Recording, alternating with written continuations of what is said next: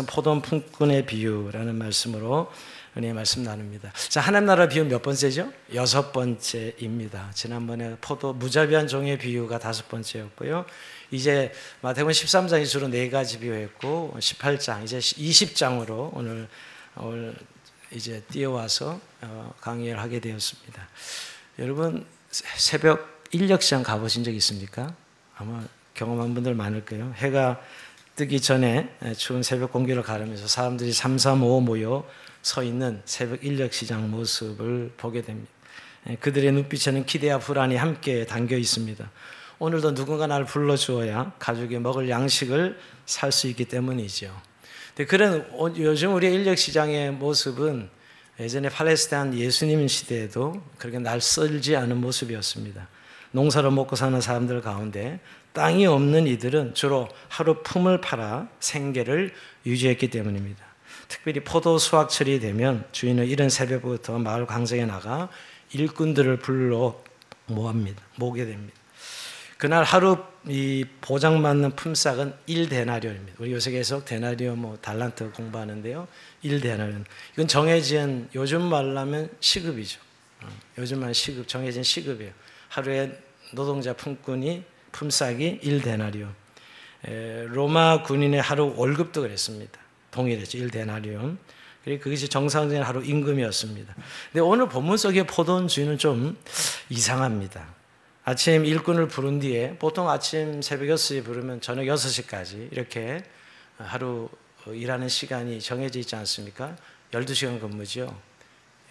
예전에 우리도 사실 이렇게 9시간, 10시간, 12시간씩 근무했었어. 그죠? 네, 새벽 6시에서 저녁 6시까지인데 새벽 6시에 부르고 나서 그리고 이제 끝을 내야 되는데 오전 9시에도 품꾼을 부르고 낮 12시에도 품꾼을 부르고 오후 3시에도 불러요. 3시에 부르면 3시간밖에 남지 않는데 근데 아니 오후 5시에도 품꾼을 부릅니다. 1시간밖에 남지 않았는데도 근데 더 놀라운 것은 그렇게 일한 다음에 하루 종일 일하는 사람이나 1시간이나 3시간을 일하는 사람이나 동일하게 똑같이 1데나리온씩 임금을 지불하는 것이었습니다. 이해할 수 없는 주인이죠.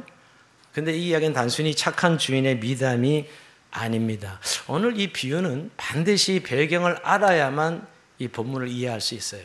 우리는 예수님의 비유의 말씀을 자기 생각대로 막 해석하는 사람들의 이야기를 자주 듣습니다. 저는 강대상에서도 그렇게 이야기하는 분들 이야기를 자주 듣습니다. 그러나 여러분 성경은 변하지 않는 해석의 원칙이 있거든요. 오늘도 이 배경 때문에 포도원 품꾼의 비유가 말씀하신 것입니다.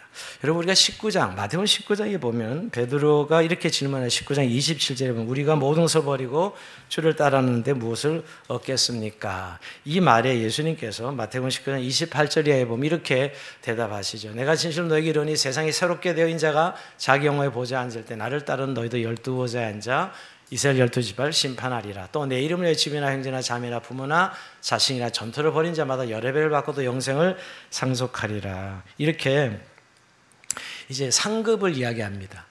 그러니까 사실은 구원의 문제였어요. 영생의 문제. 부자 청년이 찾아와서 어떻게 영생을 얻을 수 있습니까? 할 때 예수님께서 야, 네 모든 소유를 다 팔아 나눠주고 나를 따르라니까 부자가 재물이 많으므로 근심하고 돌아가죠. 그러니까 영생 얻으라는데 영생을 얻지 못하고 재물 때문에 돌아가는 거예요.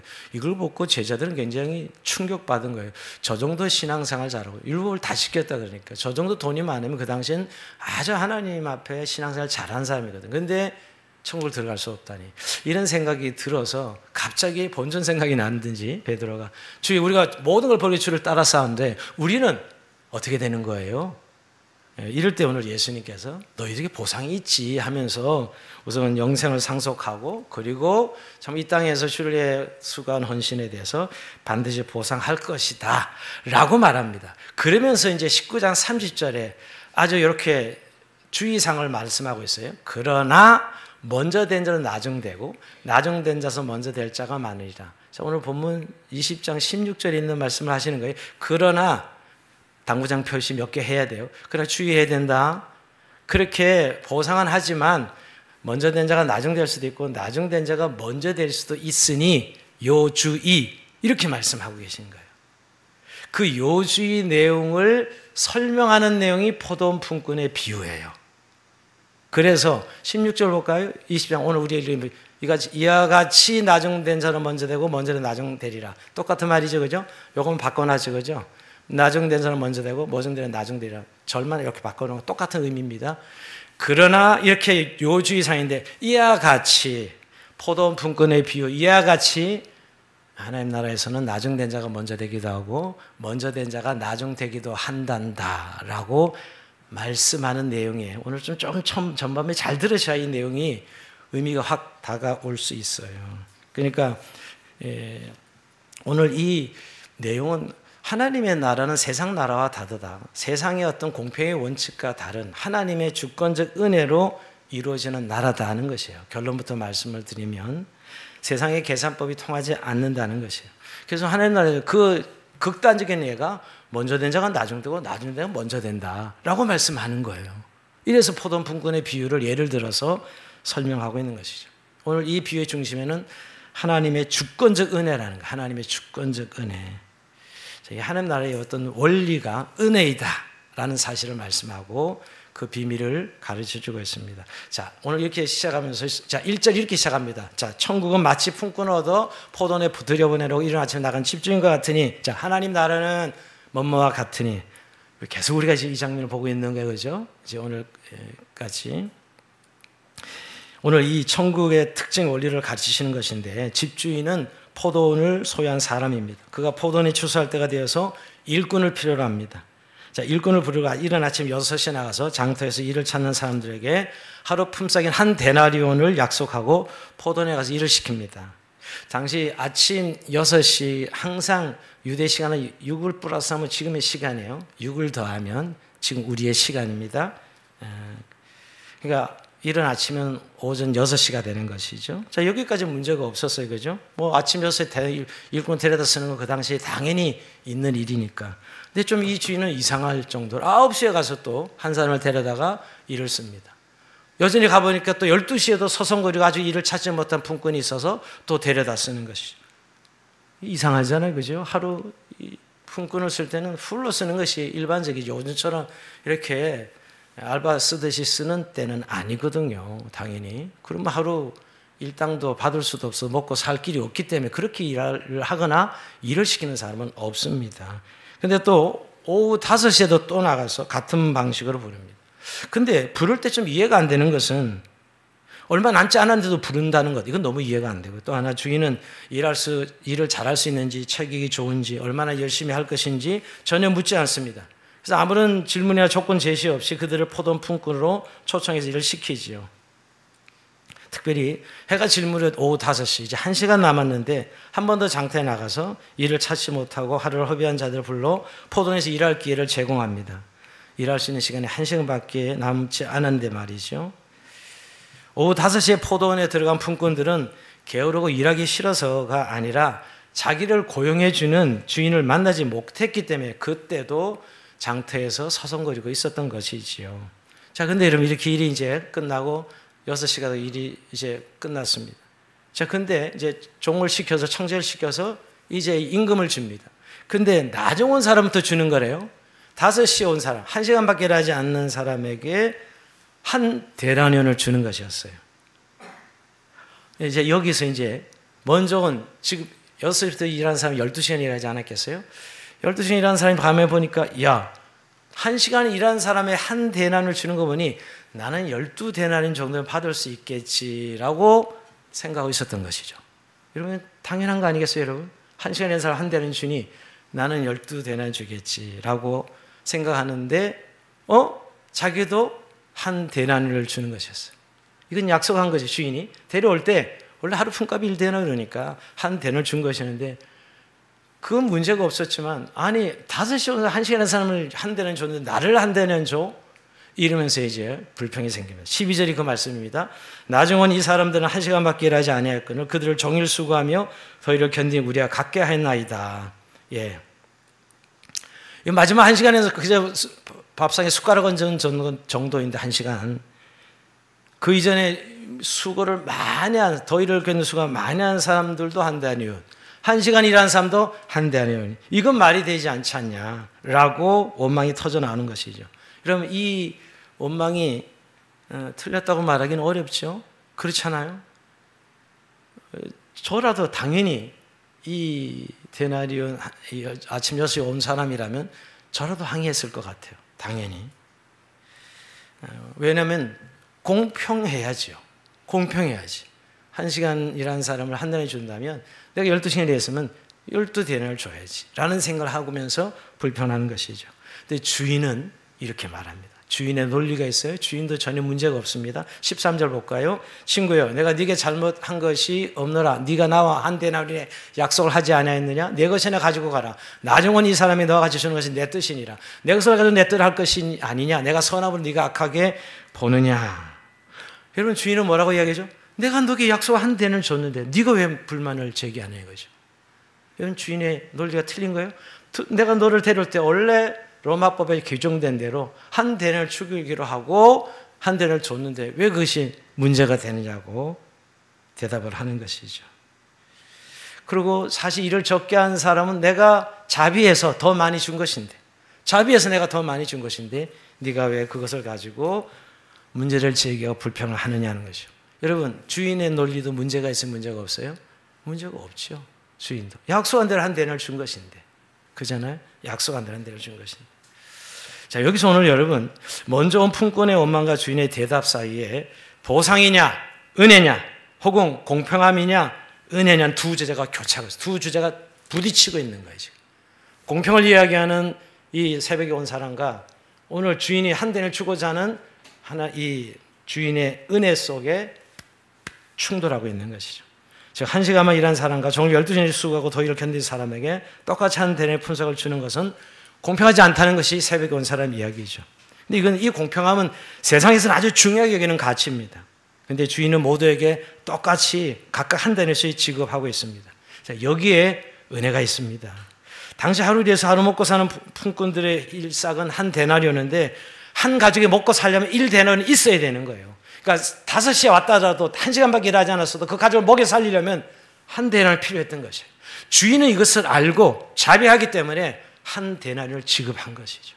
15분의 1데나리온을 준 것이 아니라 이 사람도 먹고 살아야 되니까 한 데나리온을 준 것입니다. 이것이 은혜라는 거예요. 은혜. 이것이 은혜입니다.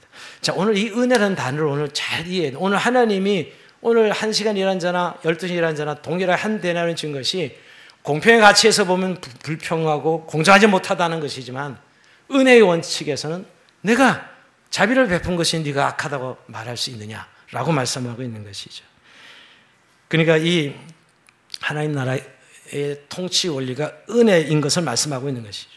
하지만 오늘 품꾼과 원망이 나타나는 공평한 기준은 사실 다른 사람의 만약에 이 품꾼대로 15분의 1을 줬다면 그 5시 온 사람의 가족은 굶어야 되는 상황이지요. 그러니까 여러분, 결국 이 대립의 관계예요. 공평은 은혜를 담을 수 없고 은혜는 공평의 잣대로 잴 수 없습니다. 이 비유를 어렵게 하는 것은 보상과 은혜, 삭과 은혜의 개념이 섞여 있고 이게 사실 대립하는 것이죠. 여러분, 인간의 본성 공평의 원리가 우리의 세상의 가치잖아요. 근데 하나님의 은혜는 우리 이 본성에 맞지 않아요. 이 부딪히는 거예요, 지금. 근데 사실은 두 사람 다 맞는 얘기라고 난 약속한 대로 한 데나리온을 줬는데 그리고 1시간 일했지만 긍휼을 베풀어서 내가 한 데나리온을 줬건 네가 왜 불평하느냐 하는 것이죠. 자, 여기서 이제 결국 이 품꾼의 비유에서 말씀하신 것이 하나님 나라가 은혜인 것을 말씀하려고 오늘 똑같이 사실 한 데나리온씩 주신 것이거든요. 그러니까 이들은 이 데나리온을 보상으로 생각하는 것입니다. 물론 일하면 받는 대가는 보상이죠. 맞습니다. 이들이 일한 목적은 보상을 받으려고 한 데나리온을 받으려고 일을 했어요. 그런데 예수님은 오늘 이 비유를 통해서 이것을 보상으로 말하지 않고 영생으로 말하고 있는 거예요. 은혜라고 말하고 있는 거예요. 그러니까 이 비유를 통해서 자꾸 상급을 이야기하는 사람은 이 예수님의 의도를 이해하지 못하는 것이에요. 말도 안 되는 이야기잖아요. 근데 결국 위에 19장에서 부자청이나 영생을 이야기하면서 사실은 오늘 이 영생을 상속하리라 예수님께서 19장에 29절에 말씀한 것은 사실 영생을 이야기하려고 이 포도원 품꾼의 비유를 이야기했지 보상을 이야기하려고 포도원 품꾼의 비유를 설명한 것이 아니라는 것이에요. 여러분 영생은 수고에 대한 보상이 아닙니다. 이 부자 청년이 무슨 선한 일을 하여 영생을 얻으리까 물었을 때 부자는 천국에 들어가기 어렵다라고 말씀하시죠. 구원에 대한 이야기예요. 그런데 제자가 베드로가 자꾸 우리는 이렇게 다 헌신하고 버리고 주님을 따라하는데 우리는 뭐가 없습니까? 그때 보상을 이야기했지요. 보상을 이야기했습니다. 그런데 그 보상은 이야기했지만 다시 조심할 것은 은혜로 하나님 나라는 이루어지고 그래서 은혜의 하나님 나라는 나중된 자가 먼저 될 수도 있고 먼저 된 자가 나중될 수 있다는 이야기를 결국은 이 한 대뇌를 지급하면서 말씀하고 있는 것입니다. 물론 이런 보상은 있습니다. 하지만 보상을 공평함의 관점에서 이해하려고 한다면 결국 먼저 온 품꾼들의 원망을 벗어날 수 없습니다. 여러분 먼저 온 품꾼의 원망이 타당하죠. 이게 만약 보상의 관점이라면 그잖아요. 잘못된 주인이죠, 여러분. 보상의 관점이라면. 근데 오늘 성경은 보상의 관점이 아니에요. 은혜의 관점이라는 거예요. 여러분 은혜는 뭐죠? 받을 만한 자격이 없는 사람에게 주어지는 것이 주어진 호의가 은혜입니다. 그러니까 정당함이나 자기나 권리 같은 단어들은 은혜와라는 단어와 양립할 수 없습니다. 즉 먼저 온 품꾼은 자기가 하는 말이 정당하다고 여겼고 자기가 한 대안에는 이상을 받을 자격이 있다고 생각했다는 점에서 주인이 나중 온 품꾼에게 베푼 선함을 은혜로 볼 수 없었고 기뻐할 수 없었던 것이죠. 보상으로 받기 때문에. 근데 오늘 지금 주인은 은혜로 지금 마지막 한 시간이라는 사람에게도 한 대를 준 것이거든요. 그리고 중요한 거는 원래 약속한 한 대를 줬고 이 사람에게는. 그러니까 오늘 이 비유가 보상을 말하는 게 아니라 영생을 말씀하는 비유라는 것이에요. 영생은 수고에 대한 보상이 아닙니다. 영생은 하나님 나라에 들어가기 일하기 전에 이미 얻은 것이죠. 하나님 나라에 들어가서 일한 후에 대가로 얻어지는 게 보상이요 상급이잖아요. 오늘 그런 상급을 말하는 것이 아니라는 게 이 본문이요. 하나님 다 똑같이 준다 이걸 말하는 게 아니고 우리가 얻은 영생이 바로 한 데나리온씩 받은 자들, 그것이 처음 12시간 뼈 빠지게 일한 사람이 한 대를 받는 거나 마지막 1시간밖에 일하지 한 대를 받은 사람이면 똑같이 영생을 얻은 것인데, 그래서 뭐냐, 나중된 자가 먼저 되고 먼저 된 자가 나중될 수 있다고 말씀하고 있는 것이죠. 그래서 여러분 오늘 19장에 보면 영생을 상속하리 이렇게 말씀합니다. 영생을 보상으로 얻으리 이렇게 말하지 않아요. 19장에서 상속은 유산을 받는다는 개념이죠. 상속자는 유산을 획득하는 것이 아니라 자식이기 때문에 유산을 부모로부터 받는 것이잖아요. 그래서 여러분 이 비유가 결국 하나님의 은혜를 말하려고 하는 비유라는 거예요. 그러니까 공평함의 가치를 들이대면 맞지가 않는 것이죠. 거기에 대한 것을 말씀하고 있는 거예요. 자, 한번 주인이 베푼 은혜를 생각해 봅시다. 모든 품꾼들은 그들이 몇 시에 고용되었든 상관없이 일정한 기간 동안 주인의 포도원에서 일을 했습니다. 오후 5시까지도 품꾼으로 쓰는 이가 없어서 빈둥거리했던 현실을 생각할 때 품꾼으로 불러줬다는 사실에 이미 주인의 은혜가 전제되어 있어요. 여러분 이미 불러주었다는데 주인의 은혜가 전제됐다는 거예요. 이른 아침 6시에, 오전 9시에, 낮 12시에, 오후 3시, 심지어 오후 5시에 계속 품꾼을 부르러 가잖아요. 나갈 때마다 일을 찾지 못하고 빈둥거리는 품꾼들이 있었어요. 이 점에서 그들이 품꾼으로 포도원에 부름받았던 그 자체가 주인의 은혜에 참여하고 있다는 것이에요. 여러분 부름받았기 때문에 보상도 있지, 부름받았지 않았던 보상도 없는 것이잖아요. 여기서 강조하고 싶은 것은 주인이 불렀다는 것, 이 포도원에 참여할 수 있도록 거기에 이유에 따르는 게 보상인데, 이 원망하는 이 새벽 일찍 온 품꾼은 그 싹 잊어버리고 자기가 부름받은 은혜는 잊어버리고 왜 나랑 저 사람과 다르게 해주냐, 난 일을 많이 줘야지 라고 말하고 있는 것이죠. 한 데나리온은 약속된 삭승, 사실상 그들이 그날 포도원에 들어가서 일을 할 수 있도록 부름받은 은혜 위에서 가능한 일이었다는 것이죠. 포도원에 가서 일하겠다는 것은 품꾼들의 결정에 달린 문제가 아니고 오직 그들을 품꾼으로 불러 쓰는 주인의 의지에 속한 것입니다.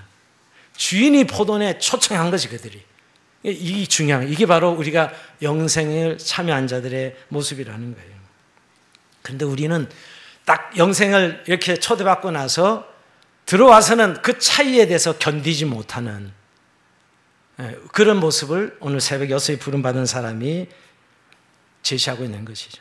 오늘 이 비유를 통해서 예수님은 결국은 이 영생이 하나님의 무한한 선물이요, 하나님의 은혜라는 사실을 말씀하고 있어요. 즉 하나님 나라가 은혜로 세워지고 은혜로 이루어지는 나라다라는 사실을 말씀하고 있는 것이죠.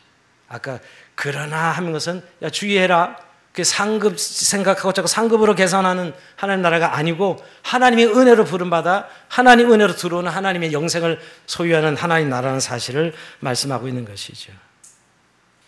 근데 여러분 오해하지 마. 이 본문을 보면 자꾸 나중된 자가 먼저 되고 먼저는 나중된다는 것이 마치 필연적으로 말씀하는 게 아닙니다. 반드시 성경은 먼저 된 자가 나중되고 반드시 나중에 먼저 된다가 아니고 먼저 된 자가 나중될 수도 있고 나중된 자가 먼저 될 수도 있다라는 개연성을 말하는 거예요. 즉 구원의 의외성을 말하는 것이에요. 여기를 오해하면 이 본문을 잘못 이해하게 되는 거예요. 즉 우리가 받은 이 구원 영생이 은혜로 이루어진다는, 하나님 세상에서 보면 이해할 수 없는 것이잖아요. 응? 저런 사람이 구원을 받아? 저렇게 게으른 사람이? 우리가 얼마든지 그런 일을 많을 수 있잖아요. 즉 이 세상의 위치와 하나님 나라의 위치가 다를 것이라는 의외성의 반전이 있을 것이라는 예고입니다. 이 먼저 된 자가 나중에 된 자가 먼저 된 자 말이 꼭 필연적으로 그렇다는 의미가 아니라, 여러분 그런 경우 많죠. 이거 제일 전도하다 보면 늘 죽기 전에 바로 예수 믿고 천국 가면 좋겠다고 그때서 예수 믿겠다는 사람들 많잖아요. 그렇죠?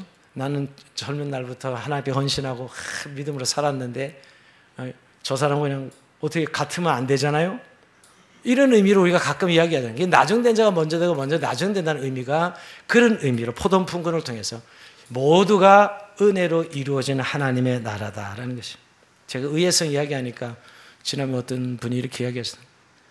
천사가 천국에 가서 기다리는데 보니까 우리 담임 목사님이 안 보이시더라고. 목사님 어디 가셨냐? 천국에 당연히 제일 높은 자리에 계셔야 되는데 가장 상급이 클 텐데, 그러니까 그 천사가 하는 이야기야. 야 니네 목사님은 세상에 목회할 때 너무 대접을 많이 받아서 지금 짜장면 배달 갔단다. 그러니까 우스갯소리로 하는 이야기지만 그는 의외성, 천국에 저 사람은 꼭 천국 갈 것 같은데 아니네, 저 사람 천국 가서 제 상자에 앉았을 건데 아닌, 이런 의외성을 말씀하고 있는 것이죠. 그러게 여러분 이 의외성과 반전은 모든 것이 하나님의 주권적 은혜에서 비롯된다는 것이에요. 여러분 우리가 19장에서 사람은 할 수도 없으되 하나님은 할 수 있느니라, 이 말씀 이 비유로 다시 이야기하는 거예요. 사람은 할 수 없어 하나님은 할 수 있느니라, 구원의 문제에 있어서. 그죠? 그리고 오늘 본문에도 나중 온 사람이 너와 같이 주는 것은 내 뜻이나 내 것을 해도 내 뜻대로 할 것이니, 아니 내가 내 돈 가지고 내 뜻대로 만드는데 네가 왜 문제 삼느냐. 그게 하나님 주권이에요. 하나님 마음대로죠. 여러분 그 영생의 문제 하나님의 주권에 달려있는 문제라는 거예요. 그래서 나중된 자가 먼저 될 수도 있고 먼저 된 자가 나중될 수도 있다는 것이에요. 이게 여러분 우리의 실제 원리적인 측면을 넘어서 우리의 신앙생활로 들어오면 여러분 교회 안에 은혜보다 한하게 하는 그런 일이 없습니다. 뭐냐면 여러분 교회는 은혜가 지배하는 데잖아요. 그래서 세상은 공평의 원리가 훨씬 더 중요해. 더 합리적인 게 중요해. 이게 교회 오니까 이게 아니네 하면서 굉장히 화내는 분들이 많아요. 사실 교회는 은혜가 중요하죠. 그죠? 우리 약자를 향한 하나님의 긍휼과 자비하심이 교회는 더 중요해. 그게 진정한 공정이야. 세상에서는 따져야 되잖아. 몇 시간 해놓고 더한 사람이 더 주고 덜한 사람이 덜 주고, 이게 기준인데 교회는 그렇지 않죠. 그래서 은혜의 원리는 교인들로 하여금 화나게 하는 일입니다. 공평함의 기준으로 사는 사람들은 은혜를 보며 화가 납니다. 여러분 우리가 요나서 보면 하나님께서 요나에게 니네로 가서 예언하라 그러죠. 예언하라 그럴 때 이스라엘이 죄를 져서 니네가 죄를 다 망한다, 니네가 다 망한다 외치랍니다. 그래서 막 외쳤어요.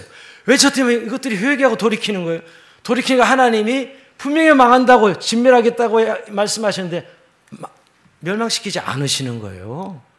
여기 요나가 확 열받아서 날 죽여주세요 하고 데모하잖아요. 데모. 성경에 이런 이야기가 너무너무 많습니다. 여러분 오늘 이런 이야기예요. 오늘 요나가 아니 죽인다 그러고 왜 안 죽이시는 거야 하나님? 궁의를 베푸는 게 왜? 야 하나님을 모르는 사람들, 그 성에 있는 사람들이 회개했는데 내가 그를 궁히 여기는 것은 당연하지 아니하겠느냐 라고 오히려 하나님께서 요나를 설득시키잖아요. 사실 나에게 주는 간대한 은혜로 간대한 은혜는 즐겁고 기쁘지만 남에게 주어지는 간대한 은혜를 우리가 화나게 한다는 것을 보여주는 좋은 예입니다. 이 예가 사실 포도원 분근의 비유가. 사람들은 나에게는 은혜가 적용되기를 바라지만 남에게는 공평하게 잣대를 들이대는 것이 우리의 본성이에요. 이건 다 똑같아요, 사실. 공평하게 잣대를 내세우는 한 우리는 은혜를 받을 수 없고 은혜를 느낄 수 없습니다. 첫째는 공평하게 잣대를 완전히 공정하게 나와 타인에게 적용하지 못한 우리의 이기적인 죄성 때문이고, 또 타인에게 주어진 은혜를 내가 참을 수가 없어요. 저 사람은 교인 지도 얼마 안 되는데 막 은혜 받고 변화되고 왜 저래? 나는 지금 어릴 때 착실하게 해서 잘 믿었는데 나는 별 일어난 일도 없고 말이에요.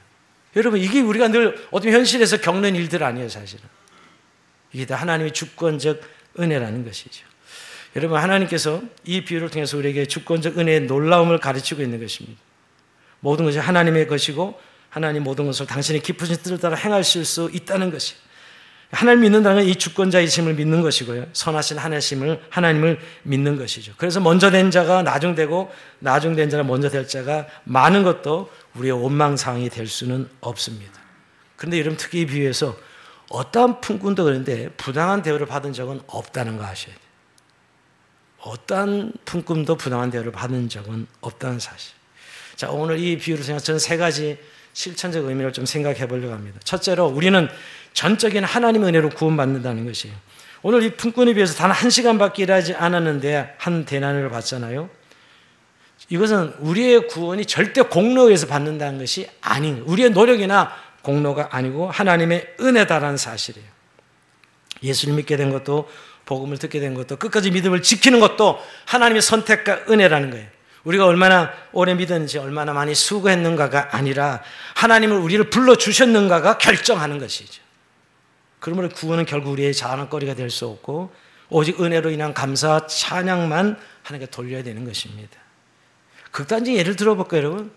예수님 십자가에 달릴 때 한편의 강도, 주님 좀 나를 기억해달라고, 주님의 나라가 일단 나를 기억해달라고 그럴 때, 네가 오늘 나와 함께 나그네 있으리라. 이거 평생 강도짓만 살았는데 마지막에 구원이 주어진다는 거, 이 세상의 공평의 원칙으로 생각하면 이건 있을 수 없는 일이잖아요, 여러분. 그잖아요. 극단적인 예지만 여러분, 평생 헌신한 사람도 아니고 평생 죄로만 지은 사람인데, 이게 바로 구원이 은혜라는 사실을 말씀하고 있는 것이죠. 여러분, 하나님 나라에 들어가는 것은 어떤 자격이나 능력이나 배경이나 환경이나 업적을 요구하나 묻지 않습니다. 그리고 이 구원은 우리가 찾아서 사실은 얻어진 것이 아니라 하나님께서 찾아오시는 것이죠. 문을 닫아야 할 마지막 순간까지 하나님은 또 찾고 또 찾으십니다. 여러분, 누가복음 15장에 보면 양 100마리 중에 한 마리를 잃어버립니다. 길을 잃어버린 양을 생겼을 때 정상적인 99마리를 놔두고 그 잃어버린 양을 찾아서 목자가 찾아 나서지요. 그게 바로 하나님의 마음입니다. 찾아서 우리에게 필요한 데나리온을 주기 위해서, 영생을 주기 위해서 그 한 양을 찾으시는 마음이 하나님의 마음입니다. 여러분, 그런 의미에서 우리가 전적으로 구원을 하나님이 주도하신 하나님의 은혜라는 사실을 말씀하고 있습니다. 우리가 그래서 은혜로 구원받았다는 말을 쓰는 것과 믿음으로 구원받았다는 말, 동일한 표현을 쓰고 있지만 사실은 믿음으로 받았다는 의미가 자주 오해를 받을 수가 있어요. 내가 믿었으니까 구원받았다? 아니요. 하나님의 은혜일 뿐이에요, 사실은. 그리고 믿음은 뭐냐? 하나님 부를 때 저항하지 않고 온 거지요. 그게 믿음입니다. 부를 때 난 안 가요 하고 저항하지 않고 딸려온 거, 그게 믿음입니다. 그러니 오늘 5시, 1시간밖에 안 남아도 하나님의 궁일이 임하니까 그 사람도 한 대뇌를 받고 영생을 얻는 것이죠. 이게 첫 번째 오늘 우리가 이 비유가 가르치는 실천적 적용이고요. 두 번째, 우리의 공정의 잣대로 하나님께 불평해서는 안 된다는 것입니다. 여러분, 하루 종일 일하는 사람들은 왜 저 사람들과 우리가 똑같이 주는 거예요? 불평하죠. 내가 더 많이 일해서 더 많이 받아야 된다 하는 생각을 가집니다. 이게 인간의 공정성입니다. 그러나 하나님 나라의 공정성은 세상의 공정성과 다릅니다. 오늘 하나님의 기준은 얼마나 오래 일했는가가 아니라 하나님의 뜻에 따라 은혜를 받았는가입니다. 여러분, 우리도 신앙생활 하다 보면 나보다 늦게 믿은 사람이 더 복을 받거나 또 예상치 않은 막 은혜를 품을 받고 때로는 약간 시기시면 질투가 나는 것이지, 여러분. 그런 경우 종종 봅니다, 여러분. 그러나 하나님은 각 사람에게 가장 선한 방식으로 갚으시고 주권적으로 은혜를 나누어 주시는 분입니다. 그래서 은혜는 비교 대상이 아니에요. 하나님, 각자를 향한 하나님의 은혜일 뿐이죠, 여러분. 이걸 비교하면 그때부터 이제 공평함이 제기되고 결국 이제 이 먼저 온 자처럼 이런 불평이 생깁니다. 근데 여러분 참 내 관점에서 보면 자꾸 그렇게 불평하게 되더라고요. 이렇게 착실하게 믿는 사람은 뭐 별로 복을 받지 못한 것 같은데 뭐 저렇게 날라리처럼 믿었는데 저렇게 복을 받고 하나님의 역사를 체험하고 뭐 이런 것을 체험할 때 이 생각이 들죠. 여러분 그런 이야기가 성경에 있는 거 아시죠? 탕자의 비유 잘 우리 돌탕의 비유 그런데 여러분 탕자 재산 다 쓰고 아버지 재산 다 쓰고 결국 나중에 지원 열매 먹다가 돌아오잖아요. 아버지는 맨날 집 나간 아들 기다리고 있습니다. 돌아오니까 막 잔치를 벌여 송아지를 삶고 난리가 납니다. 그때 그 큰아들이 이거 열받는 거예요. 완전히. 큰아들 얘기가 더 중요해요. 여러분 누가 보면 15장 보면 이 큰아들이 아니 나를 위해서 송아지 한 마리 잡아본 적이 있는데 저 재산 다 허비한 저는 나갔다 돌아왔는데 막 잔치를 벌여주고 아버지를 향해 불만을 제기하죠. 집에 들어가지도 않습니다. 근데 성경은 뭐예요? 그 큰아들이 더 나쁜 놈이다 라고 말하고 있는 더 어리석은 놈이다 이거죠. 이게 사람의 공평함과 가치는 말도 안 되잖아요. 평생 아버지 밑에서 자라난 이 큰아들이었는데 하나님은 누굴 책망해요? 큰아들 책망하신다니까요. 이게 오늘 이 진리가 이 은혜의 원리예요. 우리가 머리로 이해되는 원리가 아니에요. 그래서 나중되는 나중돼야지 먼저 되자 먼저 되고 우리의 논리로 말이에요. 그렇지 않아요 여러분? 그게 우리의 공평의 원리잖아요. 근데 은혜는 반대라네요. 나중된 자가 언제든지 먼저 될 수도 있고 먼저 된 자가 나중될 수도 있다는 것입니다. 여러분 이런 경우를 이 선교사가 될까요? 선교사가 30년 동안 막 정말 수고하고 이제 다시 본국으로 귀환하고 있는데 귀국하는 날 보니까 그 배에 유명한 연예인들이 많이 타 있었습니다. 한국에는 그 연예인을 환영하는 군중들이 막 환호하고 막 열광하고 있었는데 선교사를 알아보는 사람은 한 사람도 없었어요. 마음이 갑자기 무거워져 서운해진 겁니다. 하나님께 이렇게 기도합니다. 하나님 저는 평생 주를 위해 선교사 살았는데 저를 맞아주는 한 사람도 없네요. 이렇게 막 불평 아닌 기도를 하고 있었는데 마음속에 그런 음성이 들렸습니다. 너는 아직 집에 도착하지 않았단다. 이렇게 음성이 들린다고 했습니다. 여러분 뭐냐면 이 세상의 상급과 박수와 비교될 때 하나님의 은혜로 지금까지 선교사를 감당한 것인데 세상의 어떤 공정의 가치로 딱 비교될 때 확 시험에 드는 거예요. 넘어지는 것이죠. 오늘 사실은 이 비유가 우리에게 이 말씀을 하고 있는 거예요. 그러죠? 은혜로 정말. 그래서 세 번째 보상은 있긴 해요. 보상은 분명히 있습니다. 나중에 천국 가면 분명히 보상을 상급을 이야기합니다. 성경은. 하지만 그 동기가 여전히 은혜여야 되지. 상을 받기 위해서 열심히 일한다? 그 사람은 은혜를 모르는 사람입니다. 그 상을 받는다는 것도 분명히 성경은 보상을 이야기하지만 상급을 이야기하지만 그것도 은혜가 기초가 되는 것입니다. 은혜로 받는 것입니다. 여러분 성경의 상급 사상이 마태복음에도 꽤 많이 나오고 바울은 아예 이렇게 대놓고 이야기합니다. 고린도서 3장 8절 볼까요? 심느냐 물주니가 한 가지나 각각 자기가 일한 대로 자기의 상을 받으라. 예, 이거 보상을 분명히 이야기하고 있어요. 자기 일한 대로 상을 받는 거라 이렇게 말씀하고 있습니다. 근데 여러분 근데 이걸 내가 요구하는 입장에 서게 되면 하나님의 정의를 요구하니 이기적 시기심이 됩니다. 오늘 이 새벽에 온 사람처럼 저 사람 한 달에 주면 난 더 줘야지 라고 말하는 사람처럼 말이에요. 근데 예수 이 포도원 품건에 비해서 막 책망하잖아요. 새벽에 온 사람 질책합니다. 자기 이익을 위해 은혜를 따질 때 은혜는 오염되게 되는 것이. 그러니까 사실은 은혜로 주어진 것인데 은혜로 이 포도원에 들어와서 일하게 됐는데 은혜는 생각하지 않고 보상을 생각하면서 왜 저 사람과 나랑 같이 주느냐고 따지는 것이죠. 그러기에 분명히 상급은 있어요. 그러나 그 상급은 은혜 때문에 우리가 주시는 것이에요. 즉 은혜의 기초에 우리가 상을 받는 것이라는 거예요. 그러니까 은혜는 나의 공로에 대한 공정한 심판의 보상이 아닙니다. 공로에 대한 보상이라면 은혜라고 이름 붙이지 말아야죠. 그죠? 근데 여러분 우리는 다 은혜를 받은 사람들이에요. 그러니까 우리가 잘나서 보상받는 사람들이 아니라는 것이죠. 은혜 아닌 것이 아무것도 없고 우리의 자격과 권리를 주장하여 보상을 요구할 수 있는 영역은 아무것도 없다는 것입니다.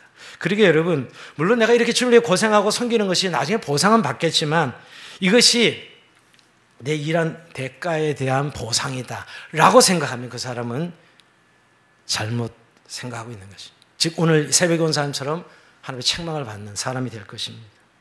그 상급도 은혜 안에 있다는 것이에요.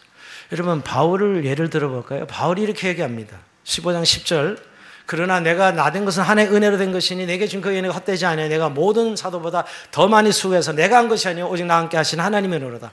이런 바울이 죽도록 수고한 사람이에요. 이런 바울이 수고를 성경에서 너무너무 잘하고 있습니다. 근데 수고한 동기가 뭐예요? 하나님의 은혜 때문에 죽도록 수고한 것이에요. 근데 그가 만약 나도 상급 받아야지 라고 죽도록 수고했다면 아무 상도 없었을 것입니다. 여러분 그 사람의 동기가 뭐냐는 거예요.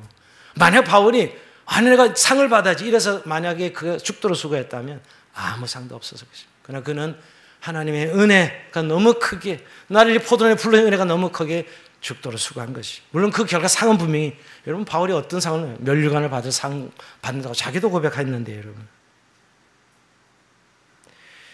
은혜가 동기가 되지 않으면 보상도 없습니다. 결국 오늘 이 새벽에 온 사람은 결국 보상을 동기로 섬겼던 것이지요.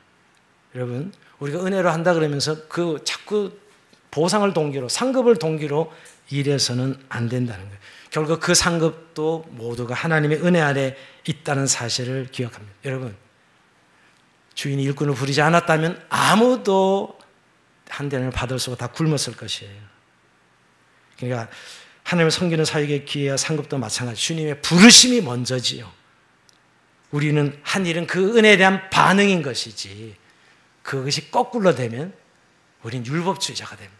은혜를 모르는 율법주의. 하나님께 자꾸 무엇을 보상하려고 대드는 것이 내가 이렇게 일했는데 이렇게 하나님을 섬겼는데 하면서 결국 은혜는 어디론가 사라지고 보상을 요구하는 율법주의자가 됩니다. 한국 교인들 중에는 율법주의자가 많습니다. 하나님 관계가 뒤틀려 있어요. 그렇게 충성스럽게 일해놓고도 제가 보기에는 하나님과 뒤틀려 있는 성도도 있습니다. 너무 불행한 일이죠. 오늘 그 비유를 말씀하고 있는 것입니다. 섣불리 하나님의 공의를 요구하며 자신을 내세우면 안 된다는 것이죠. 물론 마지막 날에 우리의 수고가 희생에 대한 심판의 상급에 차등이 있을 것입니다. 그러나 그것은 사람의 의문을 보지 않고 중심을 보시고 정확하게 알고 계시는 하나님의 진짜 공정한 결정이겠죠. 그건 하늘나라에 가면 알 수 있겠죠, 여러분. 있습니다, 분명히 있으나. 근데 여기서 우리가 그 보상을 받는 동기로 우리가 일을 해서는 안 된다는 사실. 우리의 섬기는 동기가 보상이 있다면 그것은 은혜를 벗어난 자라는 것이에요.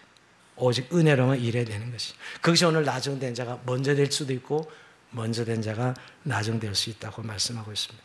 저는 오늘 말씀 마치면 한 가지 이 말씀 드리고 싶습니다. 결론은 정말 우리는 마지막 날 주님 앞에 갈 때 이렇게 고백하고 가야 영광스러운 믿음의 삶이라고 할 수 있을 것입니다. 누가복음 17장 10절입니다. 같이 한번 읽어볼까요? 시작. 우리는 무익한 종이라 우리가 하여야 할 일을 한 것뿐이라. 아멘. 예.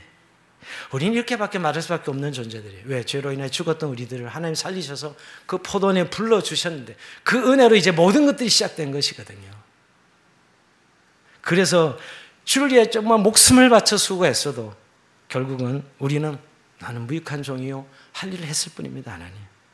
여러분 세상을 살면서 우리가 이 세상은 하나님을 알지 못하다면 자아의 신을 섬기고 물질의 신을 섬기고 세상의 신기를 섬기다 그냥 멸망기를 갈 텐데 하나님 참 유일한 하나님을 섬길 수 있도록 우리를 영생을 주고 구원해 주신 그 하나님의 은혜 때문에 우리가 시작된 삶인데 우리는 그저 주께서 할 일을 했을 뿐입니다 라고 이렇게 저와 같이 무익한 종을 불러 주를 섬기가신 은혜 무한 감사합니다 라고 고백할 수 있을 때 이게 진정한 청지기로서 구원받은 자로서의 삶을 결산하고 가는 길이 될 것입니다.